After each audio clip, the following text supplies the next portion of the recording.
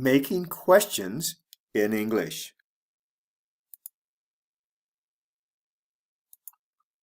In many languages, questions are easy to make. In English, the process is quite complex. For instance, in some languages, you just have to add a question particle to the end of the sentence. For example, in some languages, you might say, for a statement, "You are a student." And to make a question, you'd say something like, "You are a student, ka?" That's all. English is not that simple. In English, you need to change the word order and intonation. Let's look at the process step by step. Let's start with the easy ones. For very simple sentences, just switch the subject and verb. For example, for the statement, "They are students," you make the question, "Are they students?" Statement, "He is hungry." Question, "Is he hungry?" Statement, "Sally is in New York." Question, "Is Sally in New York?" Notice that with the question, my intonation goes up at the end of the question for these types. What if there's more than one verb? If there's more than one verb, switch only the first verb with the subject. Leave the other verbs alone. For example, Carrie is working now. Statement, "Is Carrie working now?" Question, "Elise can play the piano." Can Elise play the piano?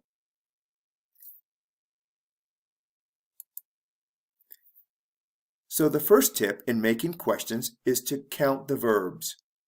If there is more than one verb, switch the first verb and the subject. For example, the fox was jumping over the fence. How many verbs do we have here? Was jumping. We have two verbs. So we're just going to switch the first verb and the subject. Leave the second verb in the place that it's in. Was the fox jumping over the fence? Next, they have been working for a long time. How many verbs here? 3. Have been working. We need to switch only the first verb and the subject. Have they been working for a long time? The other two verbs remain in the same position. Now, here's where it gets complicated. What if there's only one verb? Well, it depends on what the verb is. If the verb is a form of be, is, are, am, was, or were, then follow the first rule. Just switch the places of the subject and verb. For example, Dinah is in the kitchen. Is Dinah in the kitchen? What if the verb is not be? What if it's another verb? For example, they like pizza. Do you want to know? Keep listening. If there's only one verb and that verb is not a form of be, add do to the beginning of the sentence. Leave the main verb in the same place. For example, those people like cookies. Add do. Do those people like cookies? Cheetahs run fast. Add do to the beginning of the question. Do cheetahs run fast? Wait, it gets more complex than that. Some English verbs have extra parts, and sometimes you need to separate those parts. For example, Mary goes to school every day. The verb goes has two parts, go plus es. In English, the extra parts are assigned to the first verb in the sentence. So the first verb in the sentence, Mary goes to school every day, the only verb is goes. So that's where the SES is. It's part of the first verb. Now, what happens when we make a question? Remember how we add do to the beginning of a question? Do Mary goes to school every day? That's not yet right. We're not finished yet. So first we add do, then we need to move the ES to the beginning of the question. So we take the ES off of goes and put it onto the first verb in the sentence, which is does. So it becomes, does Mary go to school every day? That's correct now. You see what happened? The ES moved to do to form the word does.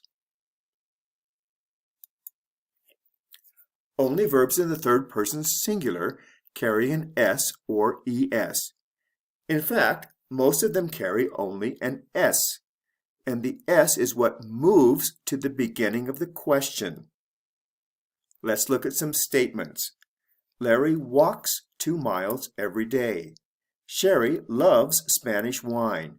Gary lives in Indiana. Just remember that when you move the S to do, the result is does. Let's look at some examples of questions now. Does Larry walk 2 miles every day? The S comes off of walks and goes on to does. Does Larry walk 2 miles every day? Next, does Sherry love Spanish wine? Does Gary live in Indiana? See how the S moved from the main verb to the question word does. A special verb is have. The word has is actually a merger of have plus S. When you separate them, have remains and the S is moved to the beginning of the question. For example, Barry has a new bicycle. If we make a question, we start with do, change it to does. Does Barry have a new bicycle? Some people in England might use have as a single verb like be for certain questions. For example, you have a car. They might say, have you a car? This is not common in American English. Whew! Hope you're not confused. There's more. Main verbs in the past tense have 2 parts as well. However, sometimes those parts are hidden within the verb itself. For example, we talked for 2 hours. This one is easy to see. Talk plus ed, which is the past tense ending, makes it into the word talked. They worked all day. We have work, the main verb, plus the ed, past tense ending. However, in irregular verbs, it kind of merges together. The past tense and the main verb may form a different word or a new word. For example, Terry sang a beautiful song. What we have here is sing, the main verb, plus the past tense. And the past tense is merged into the regular verb, or to the verb. Terry sang a beautiful song. Harry told his mother a lie. We have tell, the main verb, plus past tense, and it becomes told. The last one is a little bit different.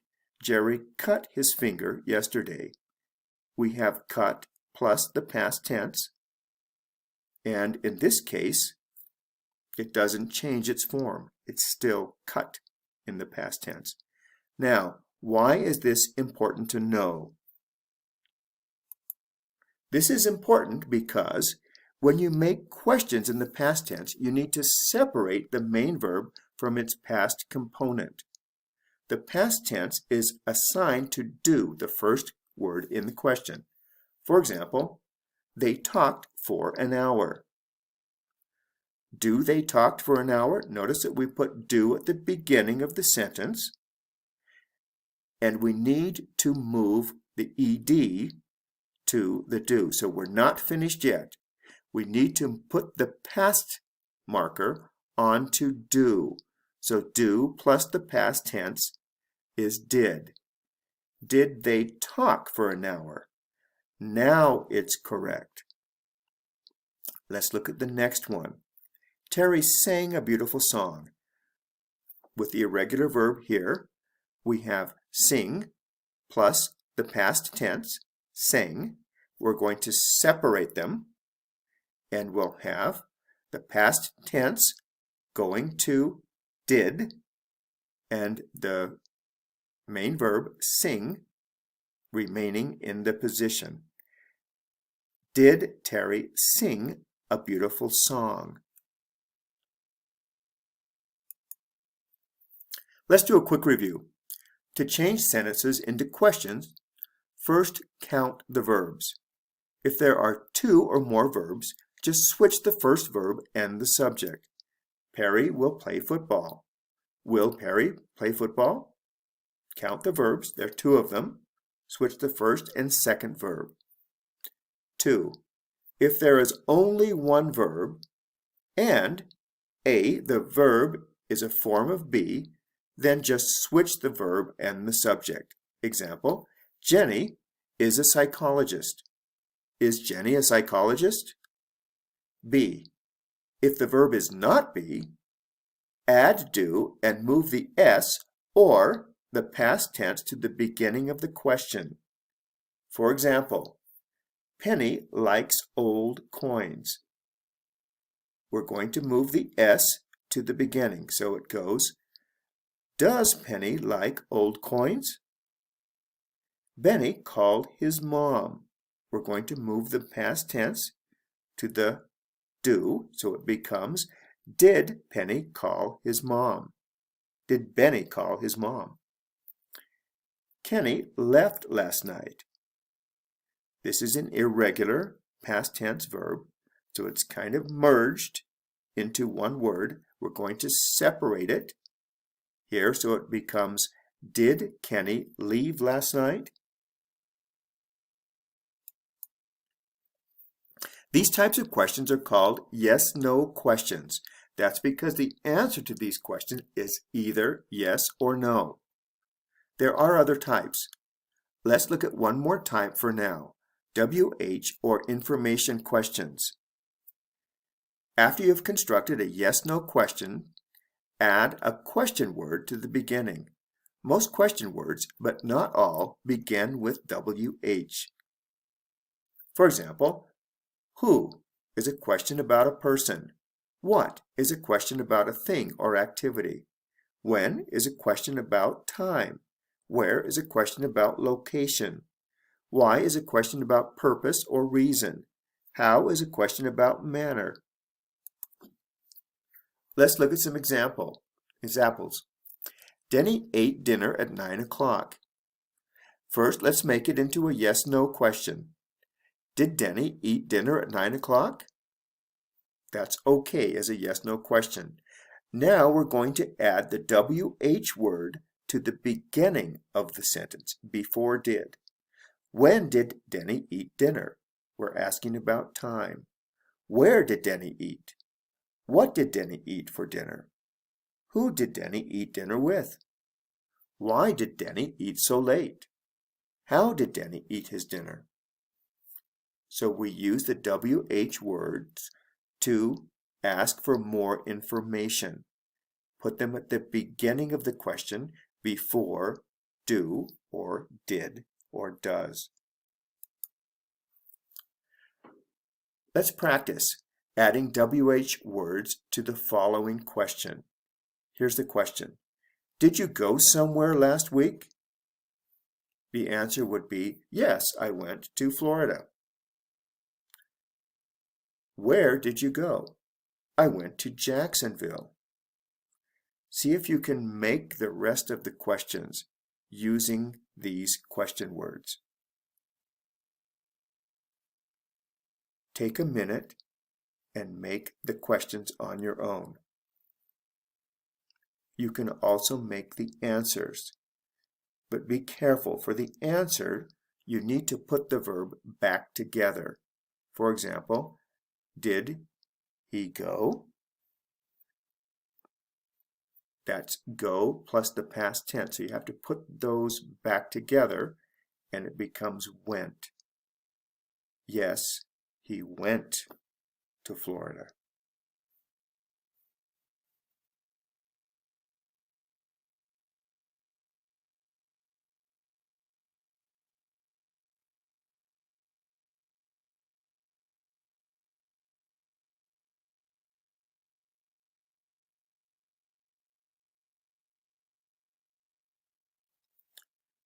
Feel free to stop the video if you'd like more time to make some questions.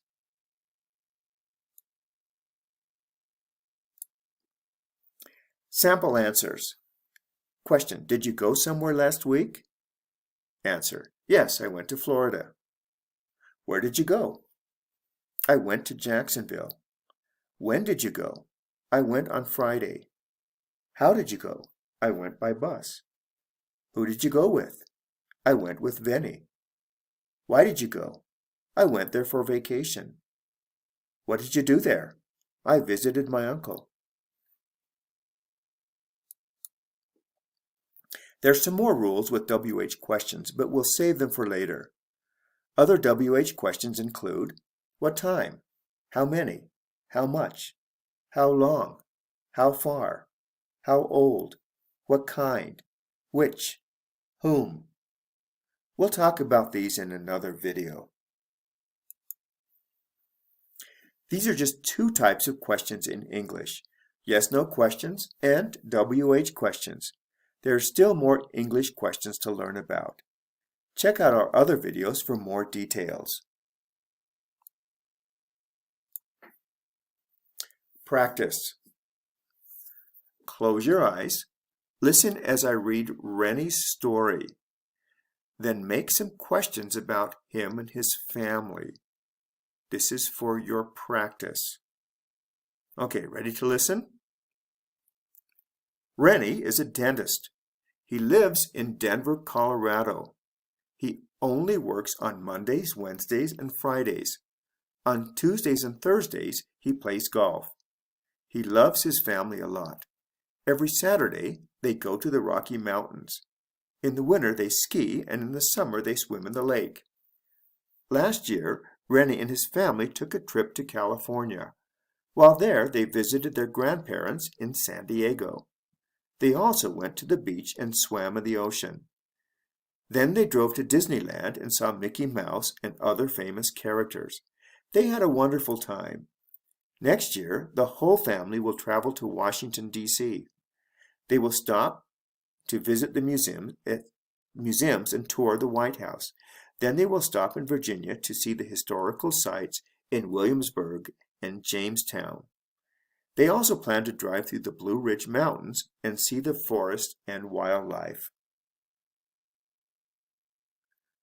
Okay, now it's your turn to make some questions about the story. Let's look at some examples. Practice making these questions. Feel free to go back and read the story again. Here's some sample questions. Is Rennie a doctor? No, he's a dentist. Where does he live? He lives in Colorado. When did his family go to California? How did they? What will they? Think of your own questions. This is for you to practice. Take as much time as you need.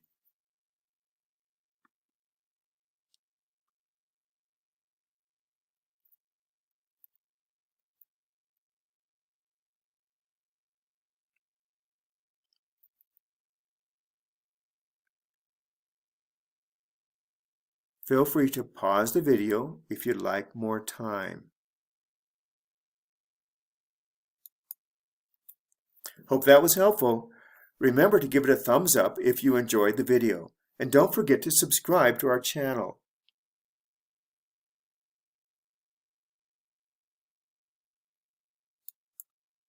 Thanks for watching. If you have ideas for our next video, please contact us at the link below. This video was brought to you by the following English learning websites: